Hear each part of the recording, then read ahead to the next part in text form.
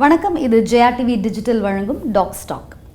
மருத்துவத்துறை நிபுணர்களை நாள்தோறும் நம்ம சந்திச்சு பல்வேறு விதமான விஷயங்கள் அவங்ககிட்ட கேட்டு தெரிஞ்சிட்டு இருக்கோம். அந்த வகையில் இன்னைக்கு நம்ம சந்திக்க போகிற அந்த சிறப்பு விருந்தினர் டாக்டர் அஸ்வின் பிரசாத் அவர்கள், கிரிட்டிக்கல் கேர் ஸ்பெஷலிஸ்ட். இவர் ஒரு ER ஸ்பெஷலிஸ்ட்டும் கூட. ER பற்றியும் எமர்ஜென்சி கேசஸ் பற்றியும் பல்வேறு விதமான விஷயங்கள் தான் இன்னைக்கு இந்த நிகழ்ச்சியில் நம்ம டாக்டர்கிட்ட டிஸ்கஸ் பண்ண போகிறோம். வாங்க நிகழ்ச்சிக்கு போயிடலாம். டாக்டர் வணக்கம். டாக்டர், பொதுவாகவே இந்த ER அப்படின்ற ஒரு விஷயத்தை பற்றி நிறைய பேசணும் அப்படின்னு நினைக்கிறேன். ER அப்படின்ற ஒரு மிக முக்கியமான ஒரு விஷயத்தினுடைய ஒரு ரோல் என்ன, ஒரு ER டாக்டரோட ரோல் என்ன அப்படிங்கிறதுலேருந்து நம்ம இந்த நிகழ்ச்சியை ஸ்டார்ட் பண்ணலாம் அப்படின்னு நினைக்கிறேன்.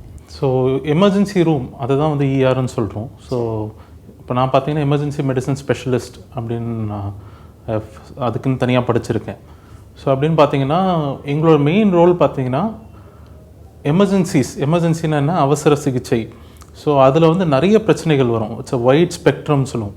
ஸோ அதில் வந்து ஹார்ட் அட்டாக், ஸ்ட்ரோக், தலையில் அடிபட்டு வர்றது, ஆக்சிடென்ட்ஸு, இப்போ திடீர்னு ஒருத்தர் வயிறு வலி வருது, இல்லை குழந்தைங்க வந்து திடீர்னு ஏதோ முழுங்கிடுறாங்க, இல்லை மூக்கில் ஏதாவது போட்டுக்கிறாங்க, அந்த மாதிரி சின்ன சின்ன விஷயங்கள்லேருந்து உயிருக்கு ஆபத்தான நிலைமையில் இருக்காங்க, திடீர்னு ஒருத்தர் கொலாப்ஸ் ஆகி ஹார்ட் நின்று போய் வராங்க, அவங்களுக்கு வந்து எப்படி நம்ம சர்டன் ப்ரோட்டோகால்ஸ் வச்சு நம்ம ரெசிஸ்டேட் பண்ணி அவங்கள காப்பாற்றுறோம்.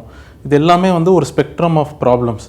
இது வந்து ஒரு பர்டிகுலர் ஸ்பெஷாலிட்டியை சேர்ந்ததுன்னு கிடையாது. இப்போது ஃபார் எக்ஸாம்பிள் ஹார்ட் அட்டாக்னா ஒரு கார்டியாலஜிஸ்ட் பார்ப்பாங்க, ஸ்ட்ரோக்னா ஒரு நியூராலஜிஸ்ட் பார்ப்பாங்க. அது மாதிரி ஒன்றுத்துக்கும் ஒரு ஸ்பெஷலிஸ்ட்டுன்னு இருக்குது. இப்போ நம்ம ஊரில் எப்படின்னா ஸ்பெஷலிஸ்ட் ஆக்சஸ் ரொம்ப ஈஸியாகிடுச்சு. இப்போது ஒருத்தர் ஒரு கார்டியாலஜிஸ்ட் பார்க்கணும், டேரெக்டாக ஒரு கார்டியாலஜிஸ்ட் போய் பார்க்கலாம்.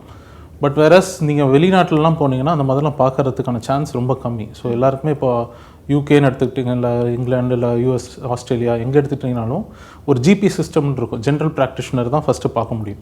இல்லை ஒரு எமர்ஜென்சினா எமர்ஜென்சிக்கு போகணும். ஸோ இவங்க 2 பேர் மூலியமாக தான் they will be able to see us ஒரு ஸ்பெஷலிஸ்ட்டை பார்க்கணும் அப்படின்னா பார்க்கறதுக்குள்ள சான்ஸ் கிடைக்கும்.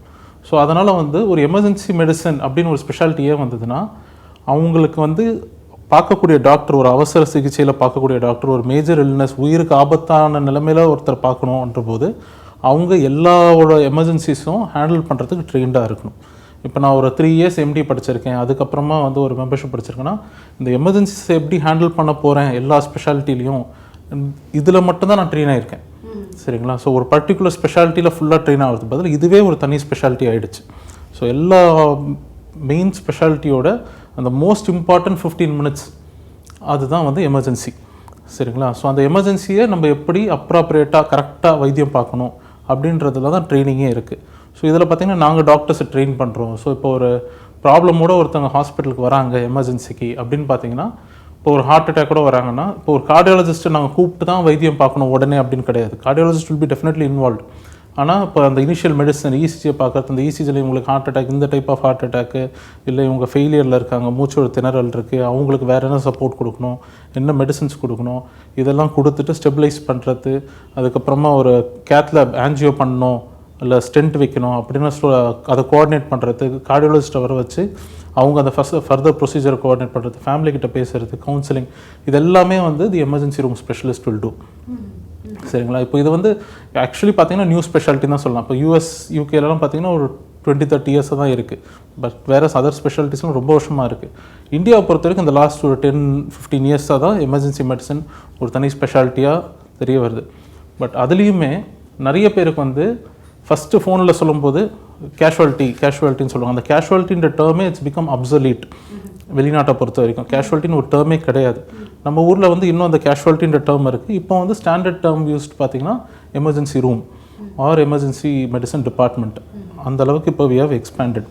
இப்போ கவர்மெண்ட் சைட்லேயும் வந்து இதுக்கு தனி ஸ்பெஷாலிட்டியாக MD இதை வந்து கம்பல்சரி ஆக்கணும் அப்படின்னு சொல்லிட்டு போத் சென்ட்ரல் கவர்மெண்ட்டும் சரி, ஸ்டேட் கவர்மெண்ட்டும் சரி, இப்போ 3 days பேக் கூட MD எமர்ஜென்சி மெடிசன் தமிழ்நாட்டில் இருக்கிற எல்லா மெடிக்கல் காலேஜ்லையும் ஸ்டார்ட் பண்ணணும் அப்படின்னு சொல்லிட்டு ஹெல்த் செக்ரட்டரிகிட்ட இருந்து letter has gone to all medical colleges. So இது ஒரு தனி ஸ்பெஷாலிட்டி, அது ஸ்டில் க்ரோயிங். சார், நீங்கள் சொல்கிறத பற்றி நீங்கள் சொல்லும்பொழுது பார்த்தா வந்து இது ரொம்ப ஒரு ஸ்ட்ரெஸ்ஃபுல்லான ஒரு ஜாப் மாதிரி இருக்கே. How to you handle it? டெஃபினட்டாக ஸ்ட்ரெஸ்ஃபுல்லான ஜாப் தான். ஏன்னா வி ஆல்வேஸ் சே ஒரு மேஜர் டிசிஷன் லைக் வேர் ஒருத்தரோட உயிர் உங்கள் கையில் இருக்கிற மாதிரி ஒரு ஃபீலிங் இருக்கும். ஒருத்தர் தலைக்கு பின்னாடி நம்ம அவங்க உயிரை காப்பாற்ற நிற்கும் போதும் சரி, இல்லை ஒரு ப்ரொசீஜர் பண்ணும்போதும் சரி, அந்த ப்ரொசீஜரில் ஸ்மாலஸ்ட் மிஸ்டேக் ஆனாலும் சரி, அதோட என்ன சேஞ்சுன்னு பார்த்தீங்கன்னா உயிர் இருக்கா இல்லையான்ற சேஞ்சு. ஸோ அந்தளவுக்கு ஒரு டிஃப்ரென்ஸ் இருக்கக்கூடிய ப்ரொசீஜர்ஸும் ஸ்கில்ஸும் தான் நம்ம வந்து கற்றுட்டு பண்ணிகிட்ருக்கோம். ஸோ அப்படின்ற போது 2 டைப்பும் இருக்கும். என்னென்னா சில டைம் தப்புகளும் நடக்கும். தப்புகள்னால் நம்மளால் காப்பாற்ற முடியாமல் போகலாம், சரிங்களா?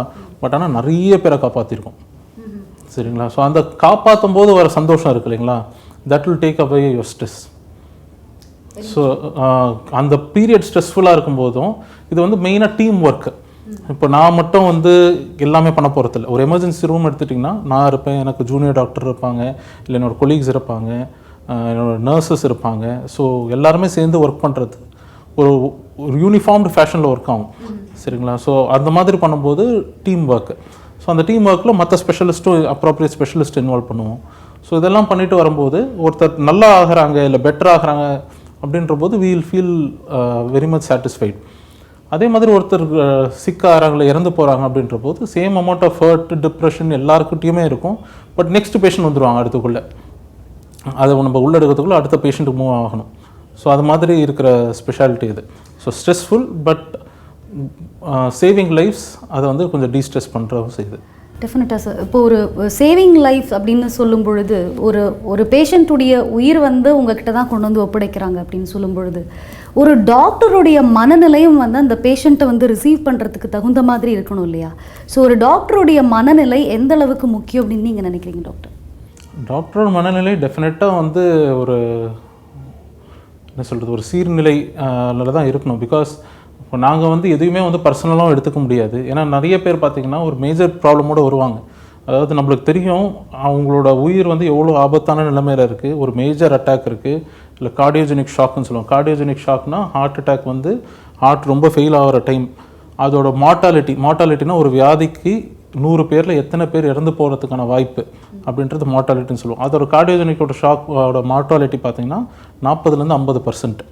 அதாவது 100 பேர் வந்தாங்கன்னா 40% 50% இறந்து போகிறதுக்கான வாய்ப்பு இருக்குது அந்த கண்டிஷனில் வராங்க. பட் இதெல்லாம் வந்து ஒரு பேஷண்ட்டோட ஃபேமிலி கிட்ட வந்து சொல்ல முடியுமா, அவங்க புரிஞ்சுப்பாங்களான்னு கேட்டிங்கன்னா புரிஞ்சுக்கிறதுக்கான தன்மை வந்து ரொம்ப கம்மி. அந்த சீரியஸ்னஸ் எங்களுக்கு தான் புரியும்.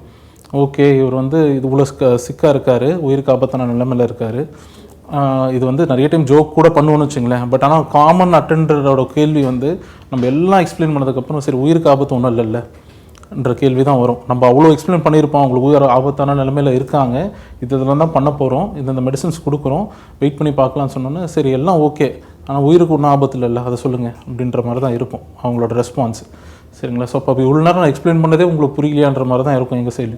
பட் ஆனால் அதுக்கெல்லாம் டைம் கிடையாது. ஸோ நம்ம வந்து நம்மளோட வேலை என்னென்னா அவரோட உயிரை காப்பாற்றுறது, அதுக்கான எவ்வளோ பெஸ்ட் எஃபர்ட் நம்ம போட முடியுமோ அதை வந்து நாங்கள் கொடுக்க போகிறோம். சார், இப்போது ஆக்சிடெண்ட் மாதிரியான ரொம்ப எமர்ஜென்சி கேசஸ்லாம் வரும்பொழுது முதல்ல வந்து பார்க்குறது வந்து பொதுமக்கள் தான் பார்ப்பாங்க. டெஃபினட்டாக அவங்க தான் யாராவது ஹாஸ்பிட்டலுக்கு எடுத்துகிட்டு வருவாங்க, கூட்டிகிட்டு வருவாங்க. ஸோ அப்படி இருக்கும்பொழுது ஃபஸ்ட் எய்டு வந்து எப்படி வந்து அந்த பேஷண்ட்டுக்கு பண்ணணும் டாக்டர்? ஏன்னா இதில் வந்து ஃபஸ்ட் எய்டு பண்ணுறதுலேயே பல்வேறு விதமான சந்தேகங்கள் பொதுமக்களுக்கு இருக்குது. இன்ஃபேக்ட் நம்ம ஜனதா பப்ளிக் க்ரௌடுக்கே வந்து எப்படி என்ன மாதிரியான ஆக்சிடென்ட்ஸ்க்கு என்ன மாதிரியான ஃபஸ்ட் எய்ட் பண்ணணுங்கிறது நம்மள பல பேருக்கே தெரியறதில்ல. இது ஈஸியாக கேட்டுட்டீங்க. பட் ஆனால் இந்த ஃபஸ்ட் எய்டு எப்படி பண்ணணும், அதுவும் எஸ்பெஷலி இந்த ரோட் சைடில் வீட்டில் அந்த மாதிரி ஃபஸ்ட் எய்ட் போய் பண்ணணுன்றது இவ்வளோ பெரிய புக் இருக்கும், சரிங்களா? ஸோ அது வந்து ஒரு ஈஸி இது கிடையாது. பட் ஆனால் என்ன பண்ணக்கூடாதுன்றது ரொம்ப இம்பார்ட்டண்ட், நிறைய விஷயங்கள் இருக்குது. ஆமாம், சரிங்களா? ஸோ இப்போ ஒருத்தருக்கு திடீர்னு ரோட்டில் ஆக்சிடென்ட் ஆகிறாங்களா, பைக்லேருந்து அடிச்சுப்பட்டு விழுறாங்க அப்படின்னா வந்து 2-3 விஷயங்கள் சொல்லுவோம். நாங்கள் இப்போ வந்து மேனேஜ்மெண்ட் ஹாஸ்பிட்டல் மேனேஜ்மெண்ட்டும் பார்த்தீங்கன்னா ABCD அப்படின்னு சொல்லுவோம். ABCDனா ஏர்வே, ப்ரீதிங், சர்க்குலேஷன், டிசபிலிட்டி இதுன்ட்டு. ஸோ ஐம் நாட் டீட்டெயிலாக நான் பேச விரும்பல, டெக்னிக்கலாக போயிடும். ஸோ அதில் என்னென்னா ஏன் அப்படி கிளாஸிஃபை பண்ணியிருக்காங்கன்னா எந்த பிரச்சனை ரொம்ப ஆபத்தானது, ஸோ இதை செட்டில் பண்ணி வச்சு ஸ்டெபிலைஸ் பண்ணுறது தான் எங்களோட இன்டென்ஷன். இதே தான் ரோட் சைட்லேயும் அந்த ABCDயில் வந்து ஏவோடவே வந்து நெக்கும் இம்பார்ட்டன்ஸ் சொல்லுவோம், சரிங்களா? ஸோ நெக்கு பார்த்தீங்கன்னா ஒருத்தர் அடிப்படுது அப்படின்ற போது நெக்கில் அடிப்படுறது இஸ் ஈக்குவலி லைஃப் த்ரெட்னிங், அதுவும் உயிருக்கு ஆபத்தான நிலைமையில் போய் முடியும். ஸோ தலையில் அடிபட்டிருக்கு, ஒரு காலில் அடிபட்டிருக்குன்னா மக்கள் வந்து அதை தான் ஃபோக்கஸ் பண்ணுவாங்க. ஒரு 2 பேர் கையை பிடிப்பாங்க, 2 பேர் காலை பிடிப்பாங்க, இப்படி தூக்குவாங்க. ஸோ தலை வந்து மொத்தமாக ஃப்ளெக்ஸ் ஆகிடும், இந்த எக்ஸ்டெண்ட் ஆகிடும், சரிங்களா? ஸோ அதுவே போதும் அவங்கள வந்து டேஞ்சர் நிலைமை கொண்டு போகிறதுக்கு. சரி, 2 பேர் கையும் அந்த சைடு 2 பேர் காலம் தூக்கிட்டு இப்படி தூக்குனாங்க, தலை ஃபுல்லாக போகுதுன்னா ஏற்கனவே அவங்களுக்கு கழுத்தில் எலும்பு உடஞ்சிருக்கு ஆக்சிடென்ட்னால அப்படின்னா அதுவே அவங்க உயிரை பறிச்சிடும், சரிங்களா? ஸோ ஹெல்ப் பண்ண போய் அவங்களுக்கு அது புரியக்கூட புரியாது, ஐயோ நம்ம தப்பு பண்ணியிருக்கோம்.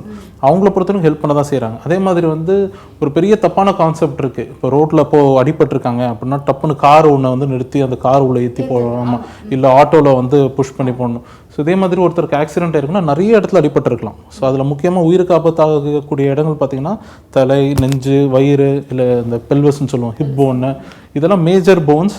வேறு இப்போ ஃபார் எக்ஸாம்பிள் பெல்வஸில் அடிபட்டிருக்குன்னா அந்த பெல்வஸில் அடிபடுறதுல மட்டுமே 4 லிட்டர் 5 லிட்டர் ரத்தம் உள்ளே போயிடும். சரிங்களா? உடம்புல இருக்கிற ரத்தமே 5 லிட்டர் 6 லிட்டர் ரத்தம் தான். சரிங்களா? ஸோ மொத்த ரத்தமும் வயிற்றுலையும் பெல்வஸ்லையும் போயிடலாம். ஸோ அவங்களெல்லாம் போட்டு நம்ம மடித்து ஒரு காரில் உட்கார வச்சோன்னா அதுவே வந்து மேஜர் ப்ராப்ளம். ஸோ ஐடியலி என்ன பண்ணணும் அப்படின்னு பார்த்தீங்கன்னா, ஒரு ஆக்சிடென்ட் நடக்குது, அங்கே நிறைய வண்டிகள் இருக்குன்னா ஜென்டிலாக ஒருத்தர் வந்து நெக்கையும் ஹோல்ட் பண்ணிவிட்டு அவங்கள வந்து டிராஃபிக் இல்லாத இடத்துக்கு கொஞ்சம் ஒதுக்கமாக வச்சிடணும். வச்சுட்டு ஆம்புலன்ஸை கூப்பிடணும். சரிங்களா? ஸோ ஆம்புலன்ஸில் பார்த்தீங்கன்னா எல்லாரும் அந்த ஸ்ட்ரெச்சர் வச்சுருப்பாங்க. ஹார்ட் போர்டு ஒன்று இருக்கும், அந்த போர்டு பேரே ஸ்பைன் போர்டு. சரிங்களா? ஸோ ஸ்பைன் மூவ்மெண்ட் இருக்கக்கூடாது. அதே மாதிரி கழுத்துக்கு வந்து 2 பாக்ஸ் மாதிரி வச்சுருப்பாங்க, அது வந்து நெக்கை இம்மோபிளைஸ் பண்ணுறதுக்காக. ஸோ ஸ்பைன் போர்டில் வச்சு நெக்கை இம்மோபிளைஸ் பண்ணி ஸ்ட்ரெச்சரில் வச்சு தான் ஒரு பேஷண்ட்டை வந்து நம்ம ஒரு ஆக்சிடெண்ட்லேருந்து நம்ம வந்து ஒரு ஹாஸ்பிட்டலுக்கு கூப்பிட்டு போகணும். இதுதான் ஐடியல். இப்போ வெளிநாட்டிலலாம் எடுத்துக்கிட்டிங்கன்னா யாருமே வந்து அவங்க வண்டியில் எடுக்கவே மாட்டாங்க. யாரும் அடிபட்டுருச்சுன்னா ஆம்புலன்ஸ் வந்து இப்போ நம்ம ஊரில் ஆம்புலன்ஸ் சிஸ்டம் இஸ் ஃபேண்டாஸ்டிக். சரிங்களா? ஸோ கவர்மெண்ட் ஆம்புலன்ஸஸும் நிறைய இருக்குது, ப்ரைவேட் ஆம்புலன்ஸஸும் நிறைய இருக்குது, எல்லாமே சென்ட்ரலைஸ்டு. ஸோ அவங்களுக்கும் வந்து இது எல்லாமே ஒரு என்ன சொல்கிறது, ஒரு யூனிஃபார்ம் டீம் மாதிரி தான். ஸோ இட்ஸ் நாட் தட் இப்போ நம்ம ஆம்புலன்ஸ் கூப்பிட்டா 1 hour கழிச்சு வரலாம் கிடையாது. அவங்களுக்கும் ரெஸ்பான்சிபிலிட்டி இருக்குது. டேட்டுன்னு சொல்லுவாங்க, டர்ன் அரவுண்ட் டைம். இப்போ ஆம்புலன்ஸ் கால் பண்ணால் எந்த டைமுக்குள்ளே டிஸ்பேச் பண்ணணும், எந்த ப்ராப்ளமுக்கு எப்போ டிஸ்பேச் பண்ணணும். ஒருத்தர் வயிறு வலி இருக்குதுன்னு சொல்கிறாங்கன்னா அவங்களுக்கு மேபி அரை மணி நேரத்தில் கூட ஆம்புலன்ஸ் லேட்டாக வரலாம். இதே ஒருத்தருக்கு வந்து நெஞ்சு வலின்னு சொல்கிறாங்க, இல்லை ஸ்ட்ரோக் சொல்கிறாங்க, இல்லை ஆக்சிடென்ட் சொல்கிறாங்கன்னா ஆம்புலன்ஸ் வந்து 5 to 10 minutes அந்த இடத்துல வந்துடும். ஸோ நீங்கள் காரில் ஒருத்தரை போய் ஹார்ன் அடித்து கூட்டிகிட்டு போகக்கூடாத பொசிஷனில் கூட்டிகிட்டு போகிறதுக்கு அந்த 5-10 minutes நீங்கள் அந்த ஆம்புலன்ஸ் வரத்துக்கு கொடுத்தீங்கன்னா அவங்க அப்ராப்ரியேட்டாக கூட்டிகிட்டு போவாங்க. அவங்கக்கிட்ட ஃபஸ்ட் எய்ட் கொடுக்கறதுக்கான எல்லா எக்யூப்மெண்ட்ஸும் ஆம்புலன்ஸ்லேயே இருக்குது. ப்ளஸ் சைரன் போட்டுட்டு அவங்க போகிறதுனால they can reach much pastor. So public பொறுத்த வரைக்கும் ஒரு ஆக்சிடென்ட், அதுவும் எஸ்பெஷல் அதெல்லாம் பேசுறது மேஜர் ஆக்சிடென்ட் பற்றி தான். ஸோ மைனர் ஆக்சிடென்ட், ஃப்ராக்சர் இருக்குது, இது இருக்குன்னா அப்போனா எப்படி வேணால் வரலாம். இல்லை ஒருத்தர் அடிபட்டு மயக்கமாக இருக்காங்க, ரத்தம் வருது, காதுலேருந்து வருது, மூக்குலேருந்து வருது, இல்லை அன்கான்ஷியஸாக இருக்காங்க, மூச்சு விடுறது கஷ்டப்படுற மாதிரி தெரியுது, அந்த மாதிரி சுச்சுவேஷன்லாம் அவங்களுக்கு கொஞ்சம் ஒரு சேஃபான இடத்துல மட்டும் வச்சுட்டு ஆம்புலன்ஸ் வந்து கூட்டிகிட்டு போகிறது தான் ideal way to do. This is for accident. அது மாதிரி first aid for lot of situations இருக்குது. நிச்சயமாக டாக்டர், நீங்கள் பேசும்பொழுது வந்து ஒரு டாக்டர் அப்படிங்கிறது வெறும் டாக்டர் படிப்பு மட்டும் கிடையாது, படித்ததை இம்ப்ளிமெண்ட் பண்ணுறது மட்டும் கிடையாது, ஒரு பேஷனேட் டாக்டராகவும் இருந்தால் தான் அப்படின்னு இருக்கும் பொழுது தான் ஒருத்தருடைய லைஃப் சேவிங்காக ஒரு காடாக வந்து மாற முடியும் அப்படிங்கிறத நீங்கள் சொல்லும் பொழுது அப்படியே தெளிவாக தெரியுது. Thank you so much for coming to show. உங்கள் எக்ஸ்பீரியன்ஸை நிறைய ஷேர் பண்ணிக்கிட்டீங்க, எமர்ஜென்சி கேசஸ் பற்றி நிறைய விஷயங்கள் நீங்களோட ஷேர் பண்ணீங்க. ரொம்ப நன்றி டாக்டர். தேங்க்யூ.